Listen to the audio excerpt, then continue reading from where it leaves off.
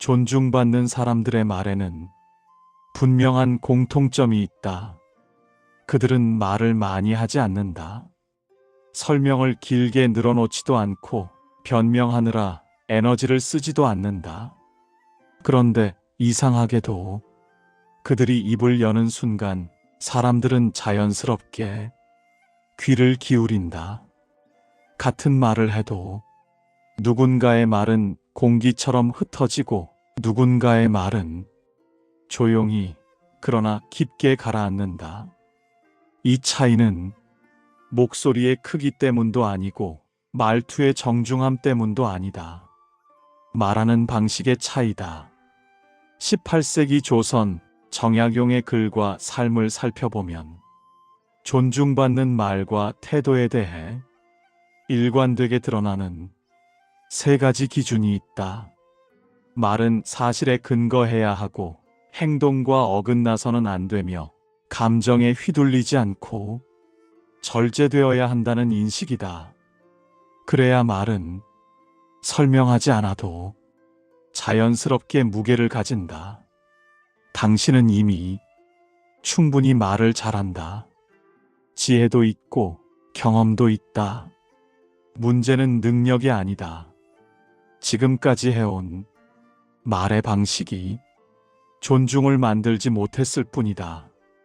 방식을 바꾸면 관계는 반드시 달라진다.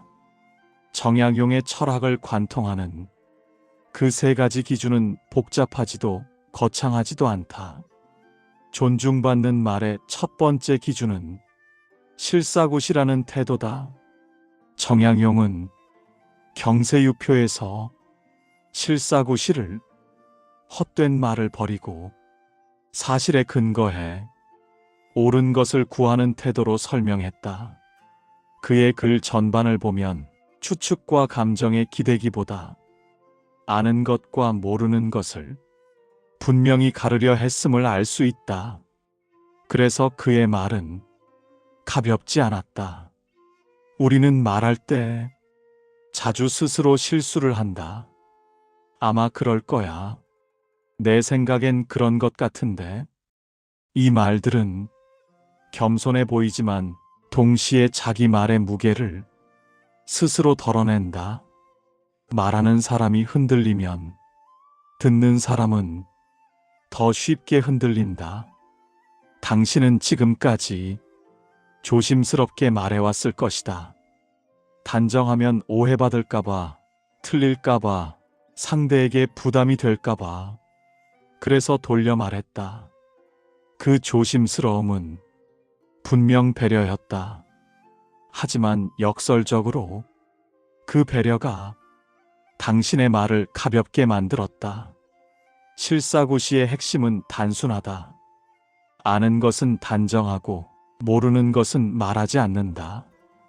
그 경계를 흐리지 않는 태도다. 예를 들어보자. 직장에서 후배가 프로젝트 방향을 묻는다.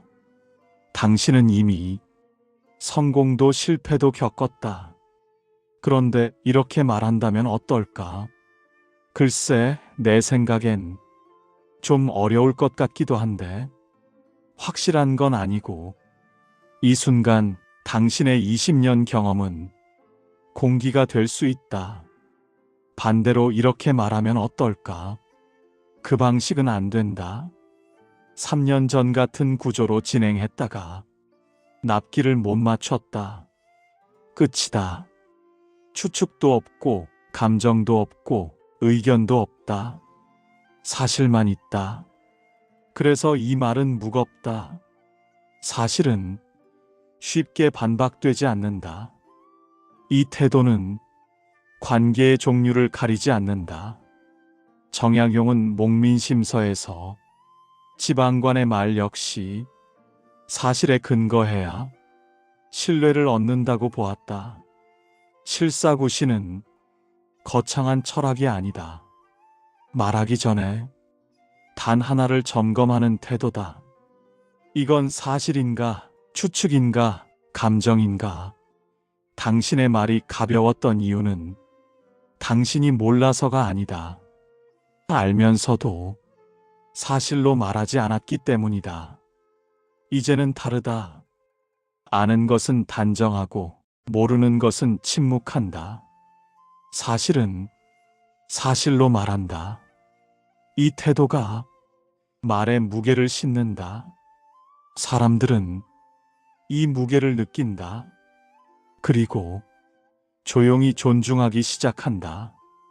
존중받는 말의 두 번째 원리는 언행일치의 신뢰가 있어야 한다. 정약용의 저술을 살펴보면 말과 행동의 관계에 대해 일관되게 드러나는 인식이 있다. 논어고금주에서 그는 공자의 말을 해석하며 행동이 뒤따르지 않는 말은 결국 공허해질 수밖에 없다는 점을 짚는다. 실학이라는 학문 역시 이론보다 실천을 전제로 한다.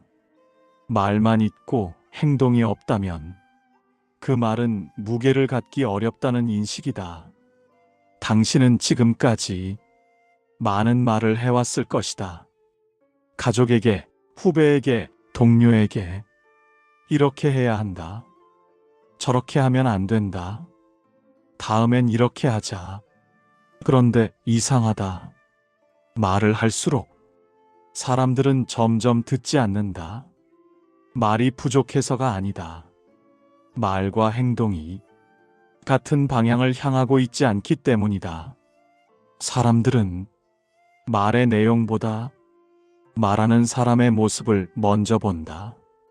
내가 실천하지 않는 말은 아무리 논리적으로 옳아도 쉽게 신뢰를 얻지 못한다.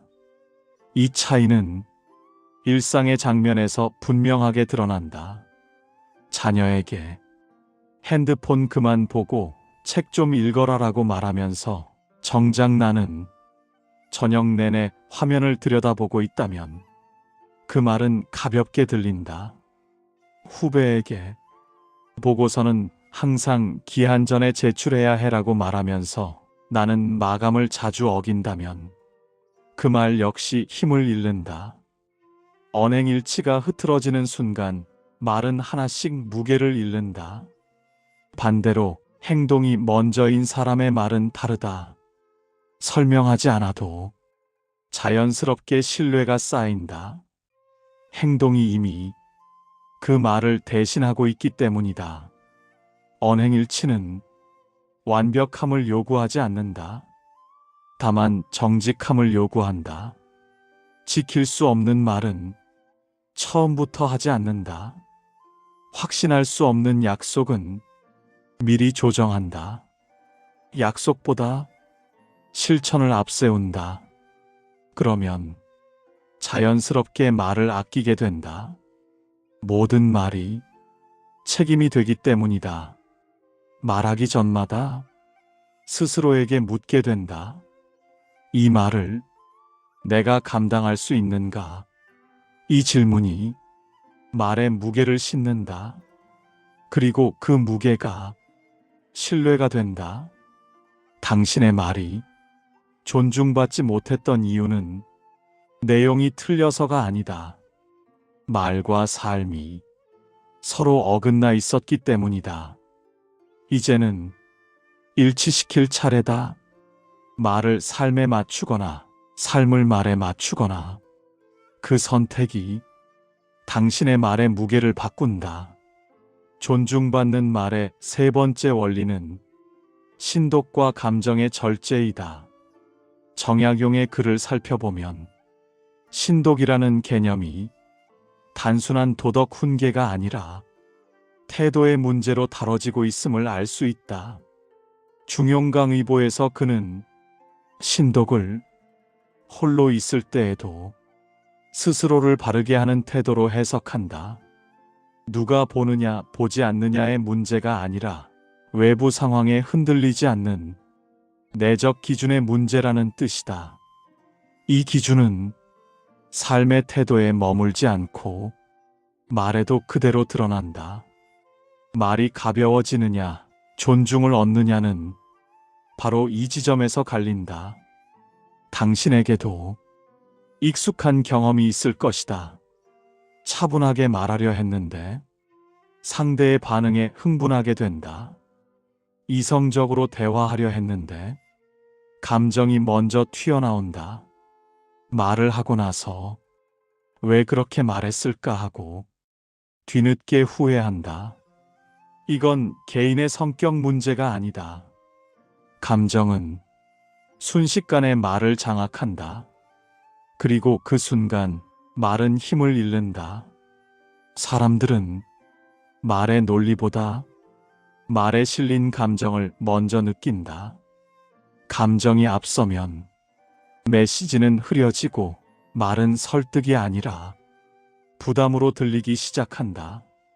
신독의 핵심은 이런 순간에 드러난다. 혼자 있을 때나 누군가와 마주할 때나 기분이 좋을 때나 화가 날 때나 기본 태도를 유지하는 것. 이 태도가 말에 적용되면 이렇게 된다. 상대가 무시하든 존중하든 내 말의 기본 결은 흔들리지 않는다. 나이가 들수록 우리는 또 다른 함정에 빠진다. 경험이 쌓이면서 확신이 생기고 그 확신을 상대에게 설득하고 싶어진다. 내 말이 맞는데 왜 안 듣지? 그래서 설명이 길어지고 목소리가 커지고 감정이 실린다. 하지만 역설적으로 그럴수록 말은 더 가벼워진다. 대학 공의를 보면 옳은 말을 할 때조차 흥분하면 그 옳음이 가려질 수 있다는 인식이 드러난다. 사람들은 논리보다 태도를 본다. 흥분한 말은 설득이 아니라 강요로 들린다. 당신은 충분히 옳을 수 있다. 경험도 있고 논리도 있다. 하지만 옳다고 해서 항상 존중받는 것은 아니다. 사람들이 존중하는 것은 옳음보다 품격이다. 이 차이는 일상의 장면에서 분명해진다. 가족 모임에서 의견이 갈릴 때 끝까지 설득하려 들면 논쟁에서는 이길 수 있어도 관계는 멀어진다. 의견을 한 번 말하고 멈추면 합의는 없을지라도 존중은 남는다. 신독은 감정을 억누르라는 말이 아니다. 감정을 느끼되 그 감정과 거리를 두는 선택이다. 화가 날 수 있다. 실망할 수 있다. 하지만 그 감정을 말에 그대로 싣지 않는다. 한 템포를 둔다. 말하기 전에 한 번 묻는다. 지금 하려는 말은 사실인가, 감정인가? 사실이면 말하고, 감정이면 정리하거나 분리한다. 이 절제가 말의 무게를 싣는다. 사람들은 이 무게를 느낀다. 그리고 알게 된다. 이 사람의 말은 순간의 감정이 아니라 스스로 선택한 태도에서 나온 말이라는 것을. 그 신뢰가 존중으로 이어진다. 앞서 말한 세 가지 태도, 실사구시언행 일치신독은 이론이 아니다. 실천이다.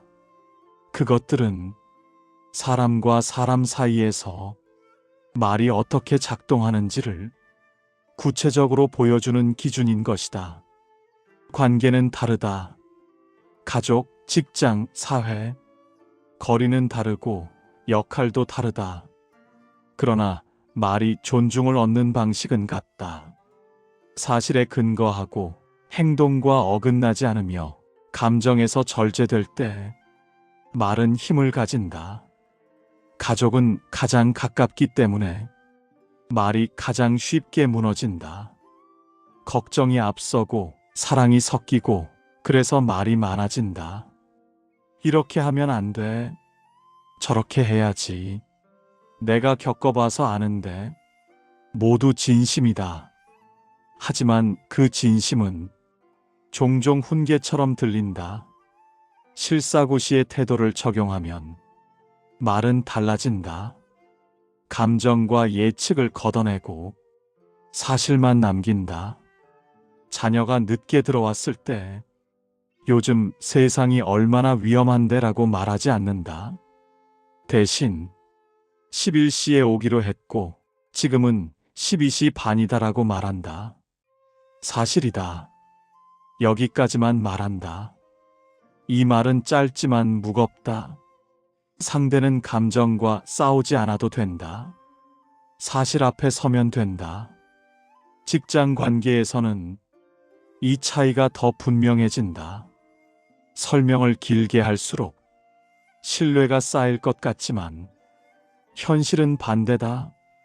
결론이 흐려지면 말은 힘을 잃는다. 실사구시는 결론을 먼저 말하라는 태도다. 그 방향은 어렵다. 작년에 같은 방식으로 실패했다. 사실을 먼저 둔다. 설명은 필요할 때만 덧붙인다. 언행일치는 직장에서 더 엄격하게 작동한다. 요구하는 기준을 내가 먼저 지키는가? 보고서의 간결함을 말한다면 내 보고서부터 간결해야 한다. 시간 엄수를 말한다면 내가 먼저 시간을 지켜야 한다. 이 일관성이 무너지면 모든 말은 조언이 아니라 간섭처럼 들린다. 사회관계에서는 말이 더 가벼워지기 쉽다. 관계가 느슨하기 때문이다. 그래서 설득하려 들거나 반대로 아무 말이나 던지기 쉽다. 둘 다 존중을 남기지 않는다. 이때 필요한 태도는 의견의 절제다. 바꾸려 하지 않고 사실만 말한다. 필요하지 않다면 말하지 않는다. 온라인이든 오프라인이든 태도를 바꾸지 않는 것, 이것이 신독이다. 누가 보든 보지 않든 같은 방식으로 말하는 일관성. 이 일관성은 사람들에게 신뢰를 남긴다. 신뢰는 존중의 다른 이름이다. 결국 말은 관계에 맞게 바뀌는 것이 아니라 태도가 분명할 때 관계 속에서 제자리를 찾는다. 사실에 근거하고 행동과 어긋나지 않으며 감정에서 절제된 말. 이 기준이 어떤 관계에서도 당신의 말을 무겁게 만든다. 정약용의 글을 살펴보면 말을 아끼는 태도에 대한 인식이 드러난다. 다산시문집에는 말을 줄인다는 것이 말할 능력이 없어서가 아니라 말할 수 있음에도 불구하고 말하지 않는 선택과 관련되어 있음을 보여주는 대목이 있다. 그는 글을 많이 남긴 사람이었다. 침묵 속에 머문 인물이 아니었다. 그러나 모든 말을 다 꺼내야 할 필요는 없다는 점을 분명히 인식하고 있었다. 이 인식은 말의 양이 아니라 말의 선택이 품격을 가른다는 문제로 이어진다. 당신도 이제 이 차이를 느끼고 있을 것이다. 말을 바꾼다는 것은 더 많이 말하는 일이 아니다. 덜 말하는 일이다. 하지만 덜 말한다는 것이 아무 말도 하지 않는 것은 아니다. 필요한 말만 남기는 것이다. 말을 아끼는 것과 말을 피하는 것은 다르다. 나이가 들수록 말할 것은 늘어난다. 경험도 쌓이고 정리된 생각도 많아진다. 그래서 말하고 싶어진다. 내가 겪어봐서 아는데 내 경험으로는 말이야. 이 말들은 자연스럽다. 그러나 이상하게도 말이 많아질수록 사람들은 멀어진다. 여기에서 말의 품격이라는 문제가 드러난다. 정약용의 유배 시기를 떠올려 보면 이 선택의 의미가 분명해진다. 그는 오랜 시간 정치적으로 물러나 있었고 억울함을 느낄 상황에 놓여 있었다. 그러나 그 시기의 기록을 보면 변명이나 분노가 앞에 나서 있지 않다.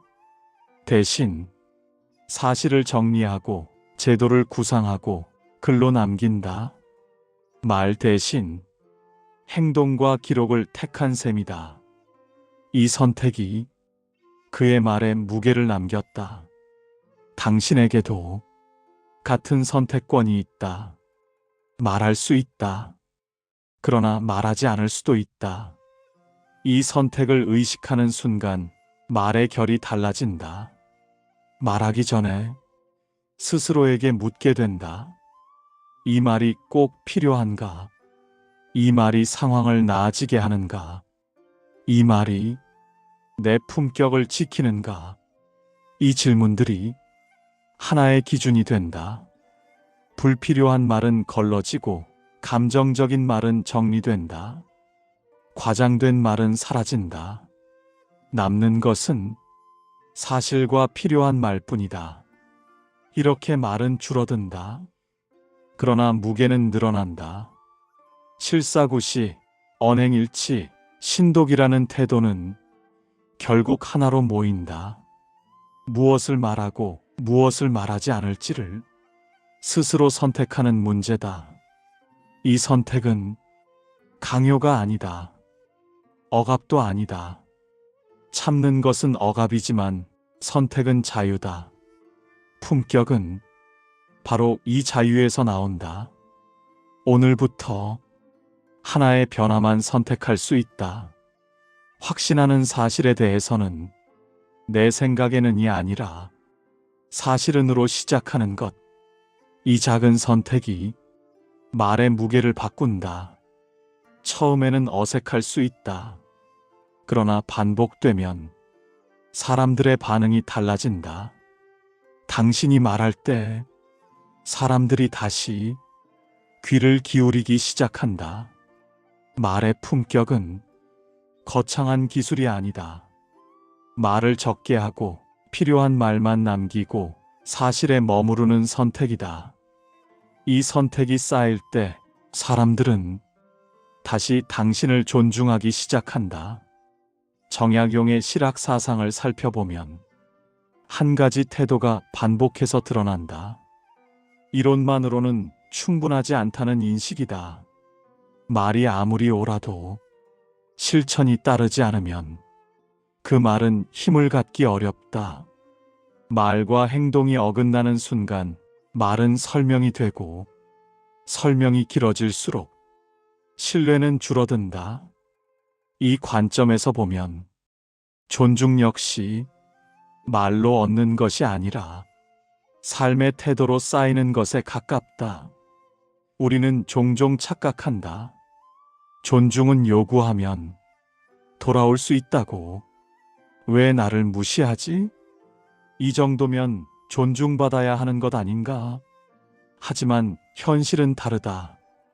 존중을 요구하는 순간 사람들은 오히려 거리를 둔다. 존중은 설명으로 설득되는 감정이 아니기 때문이다. 목민심서에 나타나는 관리의 기준도 이와 맞닿아 있다. 백성은 관리의 말을 듣기보다 그의 행동을 본다. 청렴을 말하면서 삶에서 그것이 보이지 않으면 그 말은 신뢰를 얻기 어렵다.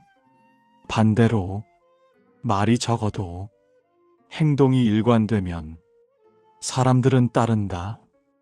이것이 존중이 만들어지는 방식이다. 만약 당신이 지금까지 존중받지 못한다고 느꼈다면 그 이유는 당신이 부족해서가 아니다. 당신은 충분히 노력해왔다. 다만 방향이 말에 더 치우쳐 있었을 뿐이다. 설득하려 했고, 설명하려 했고, 이해시키려 했다. 그러나 존중은 설득의 결과가 아니다. 일관성의 결과다. 어제 한 말과 오늘 한 말이 다르지 않고 집에서의 태도와 밖에서의 태도가 다르지 않고 위에서의 말과 아래에서의 말이 다르지 않을 때 사람들은 그 일관성 속에서 신뢰를 느낀다. 이 신뢰가 존중으로 이어진다. 이제 선택의 문제다. 오늘부터 어떤 태도로 말할 것인가? 사실만 말할 것인가? 추측까지 섞을 것인가? 실천할 수 있는 말만 할 것인가? 기대부터 던질 것인가? 감정을 절제할 것인가? 그대로 쏟아낼 것인가? 이 선택은 작아 보이지만 시간이 지나면 쌓인다. 사람들은 조금씩 알아차린다. 이 사람의 말은 가볍지 않다는 것을, 이 사람은 말에 책임을 둔다는 것을. 그때부터 관계가 달라진다. 가족이 다시 귀를 기울이고, 후배가 먼저 조언을 구하고, 동료가 신뢰를 보낸다. 당신은 아무것도 요구하지 않았다. 그저 말과 삶을 조금 더 맞췄을 뿐이다. 결국 정약용의 사상에서 반복해서 드러나는 지점도 여기에 있다. 말과 삶의 일치, 생각과 행동의 일치. 존중은 요구하는 것이 아니라 증명되는 것이다. 그리고 그 증명은 오늘 당신이 어떤 말로 하루를 시작하느냐에서 이미 시작되고 있다. 정약용의 말년 기록을 살펴보면 그가 말에 대해 끝까지 붙들고 있던 태도가 보인다.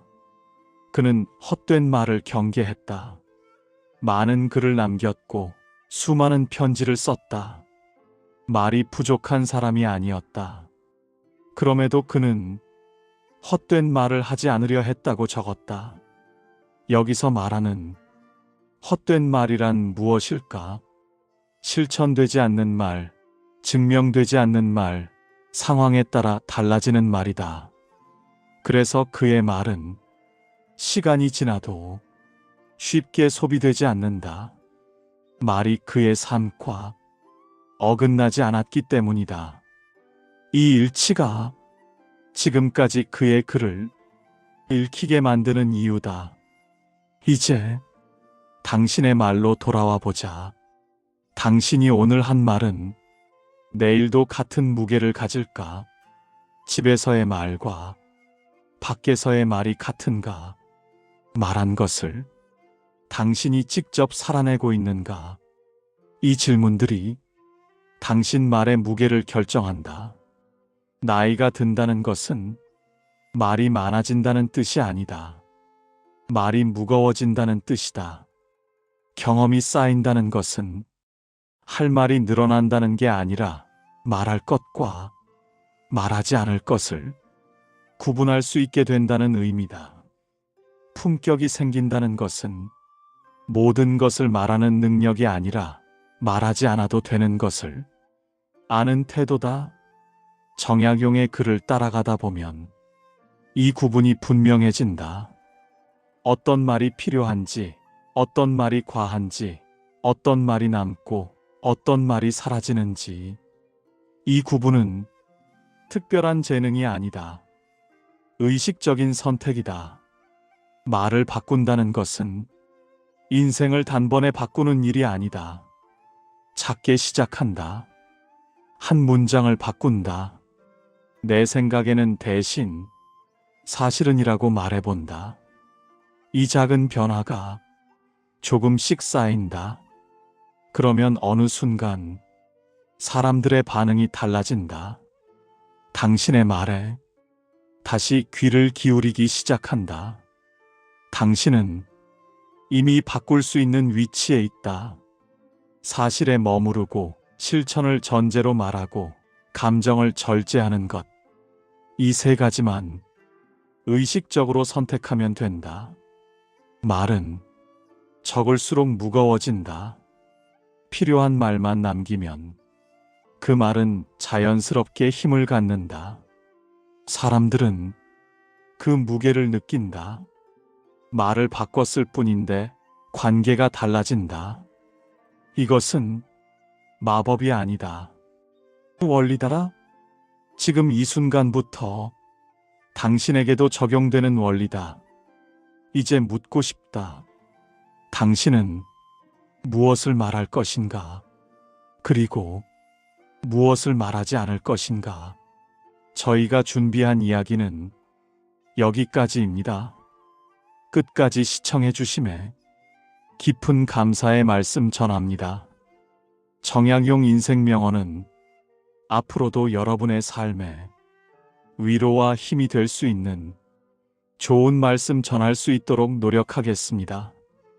구독과 좋아요, 따뜻한 관심 표현해 주세요.